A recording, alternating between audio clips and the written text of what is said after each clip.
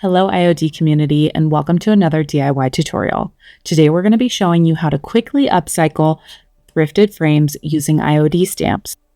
As usual, you can find all of the products that we use today in the description below or in the full blog post. You can see we have our thrifted frames here. We're going to go ahead and start by cleaning those up. We're going to use some Gooby Gone to put on the sticker and then we have just a plastic scraping tool that we're going to pull that off to save those lovely fingernails. And while we're talking about frames, let's do a quick review of some of the things to look for at the thrift store. We find that this is a common item that you can pick up, but you should consider a few things. So here's some tips. Avoid cheap frames by thoroughly inspecting the frame material. Check for good seams and corner joins. Don't purchase frames where the corners are coming apart. It's a real pain to fix. Check the condition and color of the mat around the art. You can see that we're actually going to use that mat, so that circle part in there, we're going to keep. This is really a cost saver because if you ever had any framing to do before, matting can be quite expensive. So this is a huge tip to save money and repurpose something. Go ahead and check that there are no chips or cracks in the glass because that can't be fixed. Don't worry about the art in the frame because as you see here, we're going to be replacing that or covering it up. Some frames are overpriced, so make sure you've chosen frames that fit your budget and are good value. One more quick tip is just ensuring that you know the size of the product you're putting in there. So measure that beforehand and bring your measuring tape with you so that you know exactly what you need to get and you can measure the inside of that frame so it's perfect for your project. All right, we're going to go ahead and prep the pages that we're going to be putting into the frame. These are watercolor type paper, and we've made a quick wash using some chalk type paint in deep brown, mixing that with water. We'll put the ratio in the blog post below or the description, and we put that in our mister, and we're just going to spray the page, we're going to blot it, and we're going to repeat this a few times. The reason we're doing this is the white paper just felt a little too stark, so this is going to age it. And again, we're doing a few different layers of this and just blotting with the paper towel. You'll see that your paper will curl up. That's going to flatten out, but as it dries, you might consider adding a book to help it just flatten out perfectly for your project. One other thing to think about when you're using thrifted frames is ensuring that you remember the order that you took your frame apart, as that's usually the order that it's going to go back together. So just make note of that because it could be a little bit tricky if you don't pay attention and you want that process to be as easy as possible. The end result should be a nice subtle effect. We don't want anything stark here. You're really not going to see a whole lot on screen. We just wanted to dial back that glaring white to a nice soft aged brown. So we're going to set those aside to dry thoroughly, and then we're going to come back and we put a book on top of ours to get them nice and flat. We're going to be using the La Campagne stamp. This has some beautiful French countryside views and florals. You can see that Olivia has chosen this nice big floral from one of those sheets.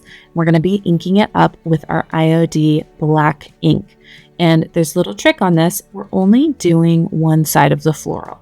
We don't want that to come off the frame, so she's just inking up that floral. So this is a tip you could use with other stamps. Maybe you don't want to stamp the whole thing. You don't have to ink the whole thing. And then we're just cleaning up with a little wet wipe because as you press that on, you can see sometimes if you've inked on the surface of your thin mount, which we're using to put our stamp down, that can get on your paper and make it a little smudgy. So that's just a little tip to help keep things clean. Once you put that stamp down, put it down, commit, don't shift. You can see she's holding that with one hand while she puts pressure in the other areas, always making sure to keep one hand fully in contact so that does not move, and then lifting straight up. And now we have that beautiful floral, and you can see how pretty that is that she chose to just leave that extra part off. So it's just going to fit perfectly in that frame with no large piece hanging off there. We've chosen another smaller floral for our second stamp, and she's going to go ahead and ink that up.